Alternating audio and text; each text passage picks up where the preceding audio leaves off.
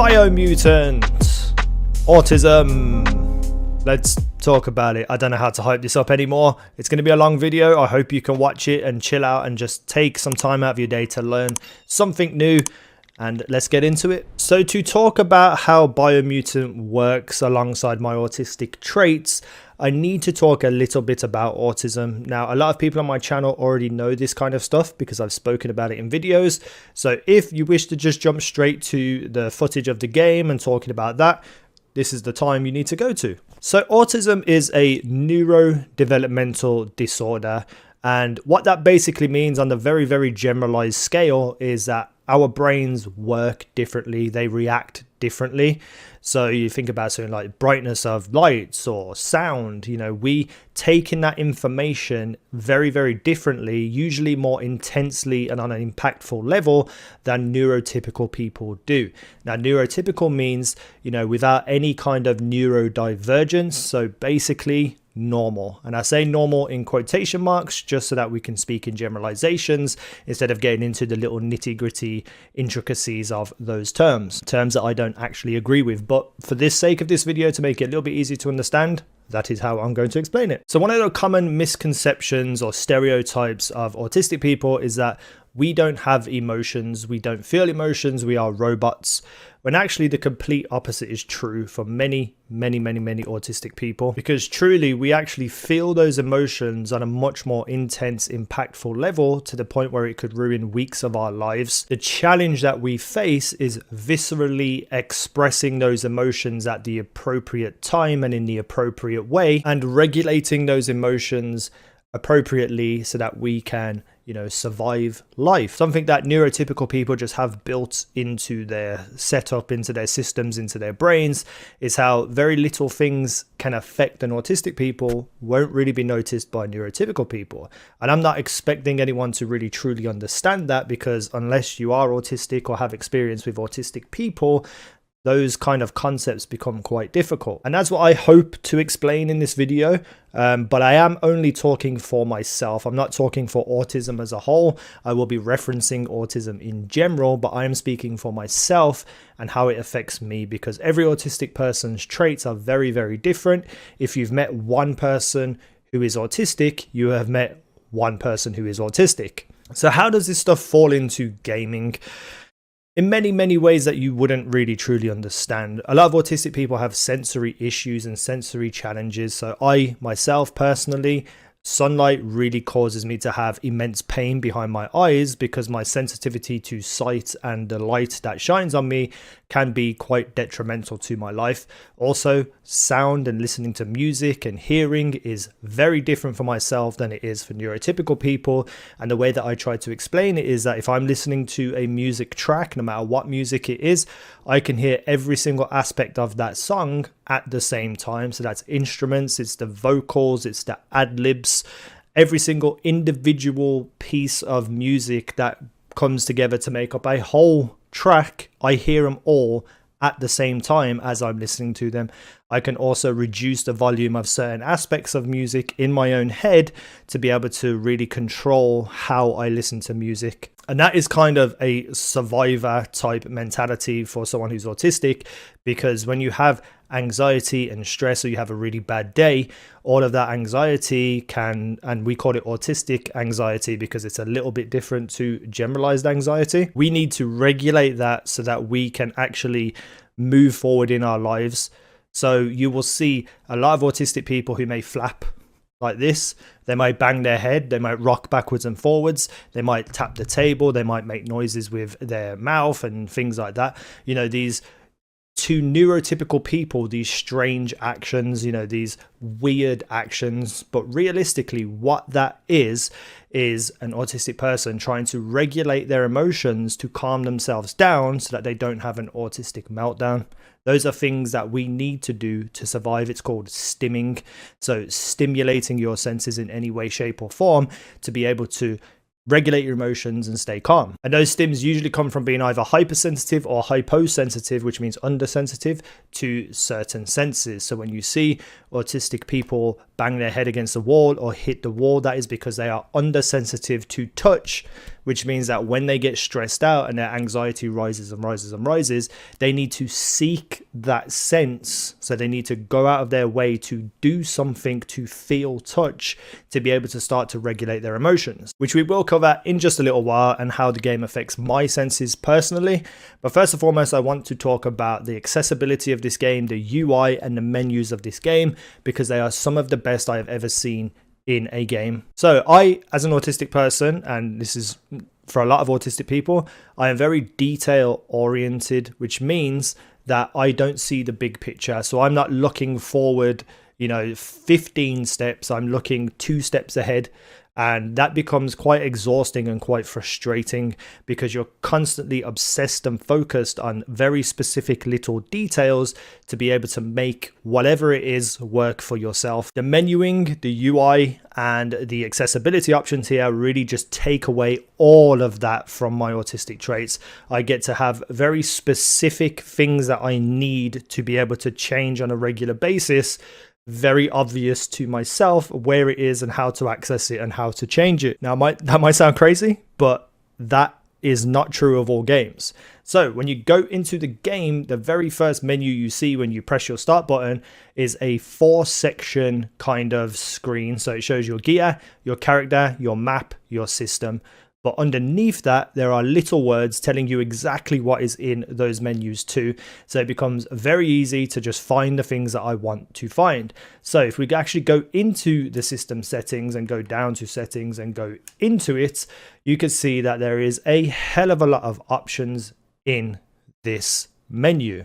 So as you can see, each section is broken down: language, gameplay, HUD, compass, and that in itself is just really clear, really just straightforward, and that is what, as an autistic person, I want to have. So every single option underneath each of those headings has a different color background, which means, it's very easy to see, it's very easy to recognize. You can differentiate between each and every single option available. When you highlight one of those, it also tells you at the bottom of the screen exactly what it is you're going to change, and it's just very clear, very straightforward, very honest, which, as I said, isn't the same in every single game. There's a lot of, basic options here that do appear in every game, but something here just really speaks to me in terms of the audio. It's not just, the total volume, sound effects, voice. There's actually individual things for, the narrator and gibberish, which is how the enemies speak, how often they use those things and how often the narrator speaks to you, which is absolutely insane, because on certain days I might not want to hear those things. I can completely turn them off. That really helps me with my autistic traits, depending on how anxious I am on a certain day. You can then also turn down individual gibberish sound, speech sound, how the user interface makes sounds, the ambience, the sound effects, the music, and the overall volume of everything. Now, at the moment, I'm kind of experiencing this game in its full, so I try to keep everything on because I really want to look at it from an autistic point of view.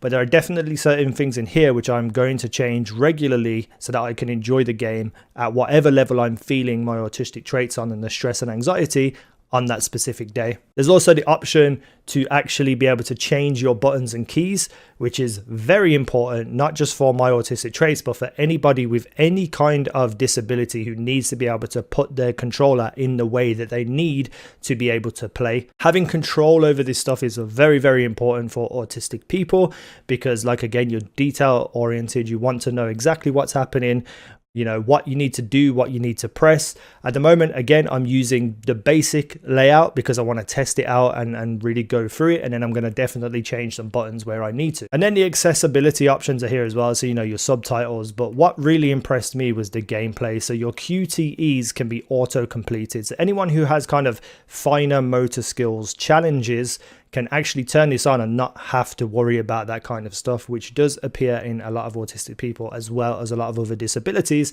but not specifically for me. So I just, carried on without it. But it is very important to say and state that these developers really have looked into helping as many people as they can enjoy their game.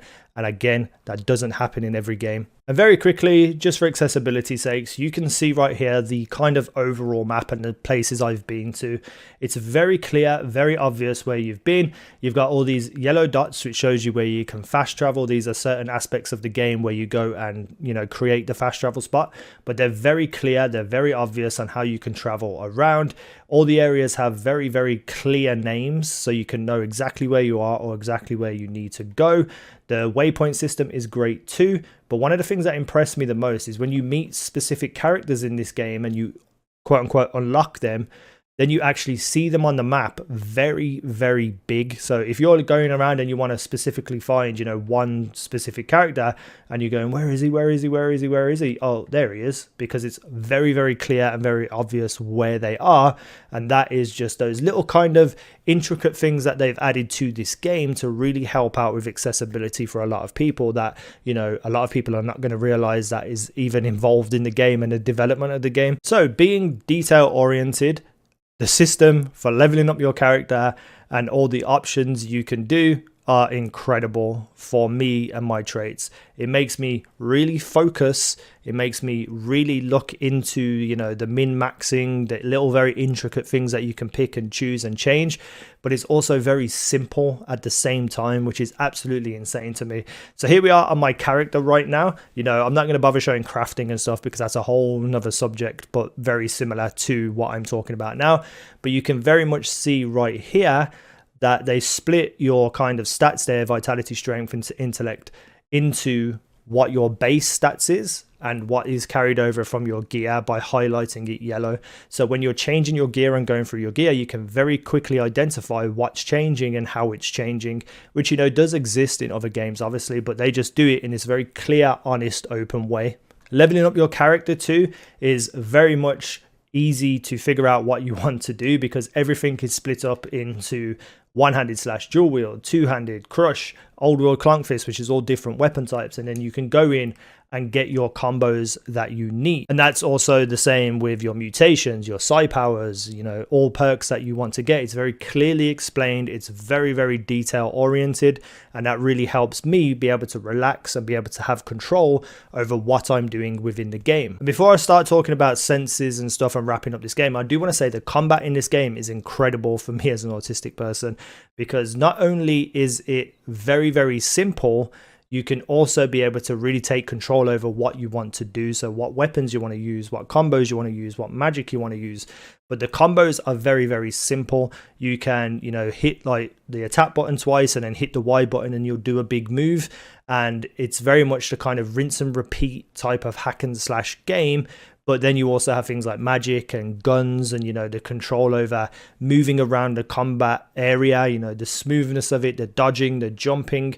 It's all very, very smooth, basic combat, but it is complex in its sense that whatever character you're playing or however you want to build your character, it changes often.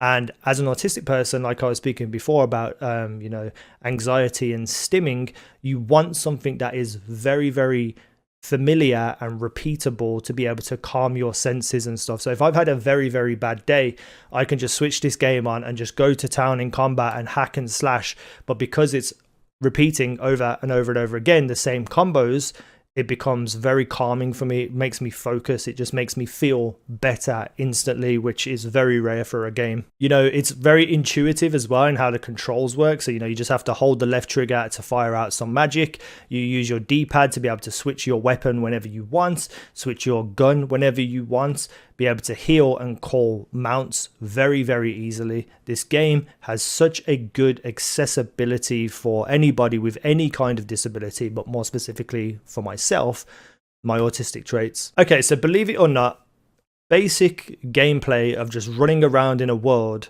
can affect my sensitivity to sight. You know, whether a game's too bright in certain areas, whether, you know, just the general mood and tone of what I'm seeing on screen can really start to affect my vision, my sight, my brain, headaches and stuff like that very, very easily. I've been playing this game for quite a while now, and I haven't ran into that whatsoever. Everything in this game is very subtle, but very beautiful at the same time. So it's very interesting to look at. It's very easy to look at, and you even though there's a lot going on and there's a lot of things around in the world, it doesn't distract you too much. It's just an enjoyable visual experience. But one of the things that really affects me most is my hearing and my sound. Now, a game can have too much sound for me. It can be too intense. And this game already allows me to be able to turn up and down certain things that I don't want to hear. But just in general, when you're playing the game, like I said, everything in this game is very, very subtle. The music, even when it changes into like combat music, is such a subtle change, but really, really works. That doesn't exist in all games. If I think back to something like Destiny, which I played for God knows how long, every single day, because I wasn't diagnosed at the time, I didn't realize how much the sound in that game was really affecting my mental health. And for many, many, many, many years, I've very much struggled with that game in general. Now, when I go and play it, I look at it through different eyes, but I had a lot of challenges with sound. When I get into this game and I just exist in this world, the sound is just beautiful. It just works. It's so subtle, and I don't even know if they intended to make the game accessible to people's hearing and how they hear. And for an autistic person who gets very stressed over sound and things like that, and sudden sounds that come out of nowhere, they have done an incredible job of limiting that from happening and just making the experience nothing but positive and joyful for myself. So I guess all that's left to say is, if any of the developers ever watch this video randomly, thank you so much. It may not be what you intended. It may not be anything that you even know about or understand. But I just want to say that thank you for creating this incredible game. And even if it was by accident, helping me have this superb, excellent, beautiful game to be able to play and experience through autistic eyes. And that's the video. Thank you for watching. I have been easynow, and you guys have been awesome.